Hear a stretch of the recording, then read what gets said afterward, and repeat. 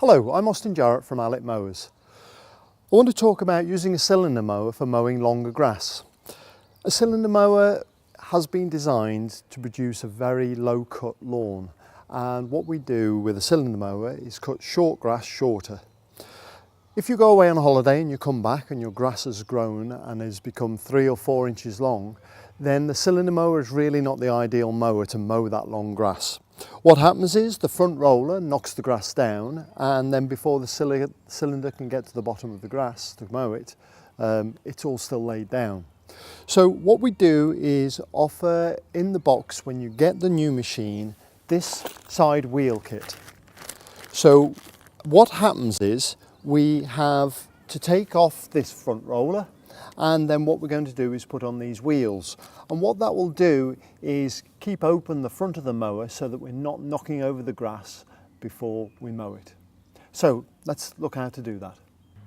So in the side wheel kit that came with your machine, if I just open this up now, I should end up with 2 plastic wheels, 2 axles,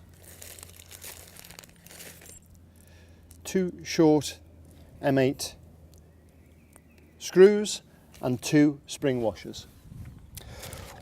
I'm also going to need 2 spanners, a 13mm open-ended or ring spanner and a 17mm open-ended spanner. So first I'm going to tip the mower back, and it will just give me some access here to be able to work on this front roller assembly. So I'm going to remove the front roller and the spring tine assembly. So first thing I need to do is just to remove this little screw here that holds the rake adjustment. So you can see the rake coming out of adjustment as soon as I've done that, and I'm going to remove the little 8mm stud on both sides. And that just frees up the assembly here, and that assembly can actually drop out. Secondly, I'm going to use my 17mm spanner just to hold the axle, while I then use my 13mm ring just to remove this screw. I'm going to do it on the other side as well before I drop this assembly out, so that I'm not struggling so much trying to hold it while I'm trying to loosen off the other side. And that will allow me just to remove the 2 screws by finger, and then this assembly will come out. So there's my roller assembly and my rake assembly removed.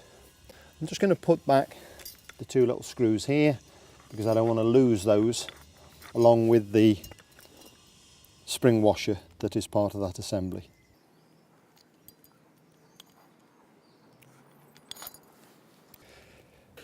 So once I've done that, I now got my 2 wheels and my axles. So the wheel is completely symmetrical, and I'm just going to push the axle in, and I'm just going to make sure that this plastic wheel turns freely on the axle. And then I also have my screw and spring washer. So I'm simply going to take the side that the axle came in from, and I'm just going to put that exactly where the roller was. In fact, I've just put that in the wrong way around. I think this is best to go around this way. And I'm just going to use my 13mm ring spanner just to tighten that back up. Same again with the other side. Put my axle in. I'm going to fit this to the outside where the roller axle fits.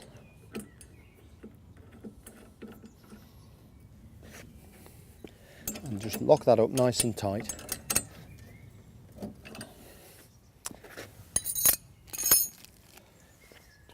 When I put this roller back, this does look unusual for the cylinder mower. I still have all my height of cut mechanism, so when I adjust my height of cut at the back here, these rollers just go up and down in exactly the same way. But now as I push the mower forward, the roller isn't rolling over the grass before I get a chance to mow it, and it will just do a better job of mowing longer grass.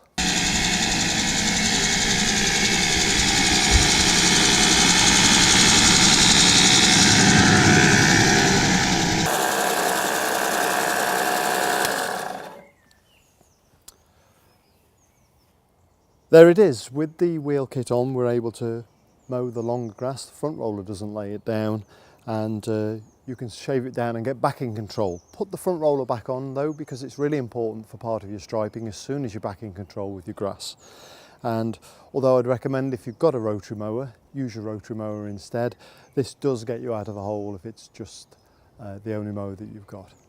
I hope that's helpful. And you can see more details on our website at www.allett.co.uk, and thanks for watching.